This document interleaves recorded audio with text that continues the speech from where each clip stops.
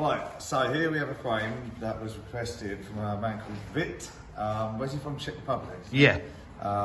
Basically, it's for a Triumph 865 engine, and he wanted it to fit into a vegan eater, which is easier said than done, seeing as the Triumph engine has a very high engine and it comes pretty close to the top bar. So, hence why we made the gas bomber to fit one in. Anyway, he decided he liked the shape of this frame and was very specific with dimensions, lengths, etc., and asked us if we could squeeze it in. So, yeah, as you can see, it's had a few mods and alterations. You know, been sort of between me and Jake, we've had to put our heads together and work out ways of getting the engine to fit whilst keeping strength. He wanted he wanted quite a low ride height on this, didn't he? Yeah. So yeah. you had to. What did you do? Sculptured this. Well, basically, you can't just obviously notch out, you know, the tube because you're not just big old gap. So, Jake's machined up some tubes which I've fitted inside the frame, sleeved it, and obviously welded it. And you know, we polish it off flush so you don't see the welds. So the tube's an integral, the solid bar, sorry, is an integral part of the tube. Obviously, we've had to mill out bits and line it up with the engine with a certain bit, so it's very close. I mean, I think you're going to attach some pictures later, aren't you? Yeah, we'll do some pictures because, as you said, it's like the engine. Once the engine's in, that pulls it all together, doesn't it?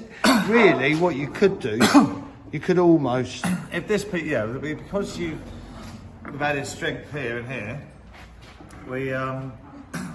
the engine becomes a stressed member of the frame. Yeah. So once it's bolted in everywhere else, in theory, this section of the frame wouldn't make any difference. In theory. But yeah, we don't like to kind of like. We want to know how it goes in practice, don't we? Yeah, so like I say, the inserts have been. I think you designed different axle plates for this as well, didn't you? Didn't they come up at a different angle?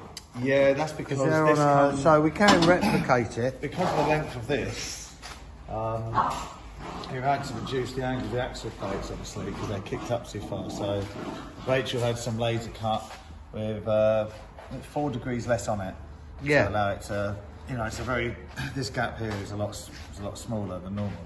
Yeah. But it's lengthened. So I mean, there's lots of subtle little differences, and obviously you've got these nicely machined, Jake made on the lathe little inserts, which he's threaded, and I've welded through the tube on both sides to take the engine mounts, because you've got no room at all to weld a tab. Even at the smallest tab here, you won't have room to get the engine out because it's that tight. Yeah, so it was tight, wasn't it? So the engine mounts can remove and come completely out the way. That's the idea of that. Well, I think that's probably. I do need you to talk up a little bit more into there, though. Yes, sorry. There's just in summing up very quickly. Basically, we're just hoping no one wants another one.